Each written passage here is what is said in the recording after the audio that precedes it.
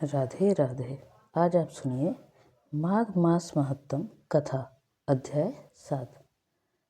चित्रगुप्त ने उन दोनों के कर्मों की आलोचना करके दूतों से कहा कि बड़े भाई कुंडल को घोर नरक में डालो और दूसरे भाई विकुंडल को स्वर्ग में ले जाओ जहाँ उत्तम भोग हैं। तब एक दूत को तो कुंडल को नरक में फेंकने के लिए गया और दूसरा दूत बड़ी नम्रता से कहने लगा कि हे विकुंडल, चलो तुम अच्छे कर्मों से स्वर्ग को प्राप्त होकर अनेक प्रकार के भोगों को भोगो। तब विकुंडल बड़े विस्मय के साथ उन मन में संशय धार कर दूत से कहने लगा कि हे यमदूत, मेरे मन में बड़ी भारी शंका उत्पन्न हो गई है, अतएव मैं तुमसे कुछ पूछता हूँ, कृपा करके मेरे प्रश्नों का उत्तर दो। हम दोनों भाई एक ही कुल में उत्पन्न हुए, एक जैसे ही कर्म करते रहे। दोनों भाइयों ने कभी कोई शुभ कार्य नहीं किया, फिर एक को नरक क्यों और दूसरे को स्वर्ग किस कारण प्राप्त हुआ?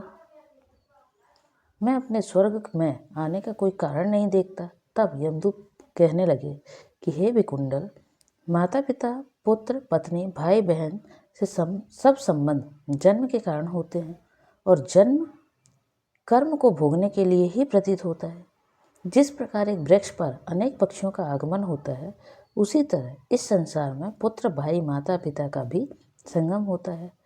इनमें से जो जैसे जैसे कर्म करता है वैसे ही फल भोगता है। तुम्हारा भाई अपने पाप कर्मों से नरक में गया, तुम अपने पुण्य कर्म के कारण स्वर्ग में जा रहे हो। तब विकुंडल ने आश्चर्य से पूछा कि मैंने तो आजन्म कोई धर्म का कार्य नहीं किया, सदैव पापों में ही लगा रहा। मैं अपने पुण्य के कर्म को नहीं जानता। यदि तुम मेरे पुण्य के कर्म को जानते हो तो कृपा करके बताइए। तब देव कहने लगे कि ये सब प्राणियों की भली भांति जानता हूँ, तुम भी नहीं जानते। सुनो, हरिमित्र का पुत्र सुमित्र नाम का ब्राह्मण था, जिसका आश्रय यमुना नदी के दक्षिण उत्तर दिशा में था।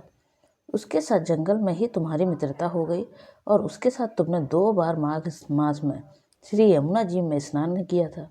पहली बार स्नान करने से तुम्हारे सब पाप नष्ट हो गए और दूसरी बार स्नान करने से तुमको स्वर्ग प्राप्त हुआ। सो हे वैश्वर, तुमने 2 बार माघ मास में स्नान किया, इसी के पुण्य के फल से तुमको स्वर्ग प्राप्त हुआ और तुम्हारा भाई नरक को प्राप्त हुआ।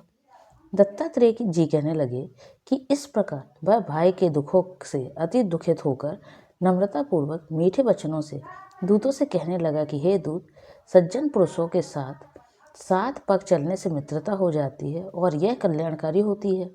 मित्र, प्रेम की चिंता ना करते हुए तुम मुझको इतना बताने की कृपा करो कि कौन से कर्म में से मनुष्य यमलोक को प्राप्त नहीं होता, क्योंकि तुम सर्वज्ञ हो।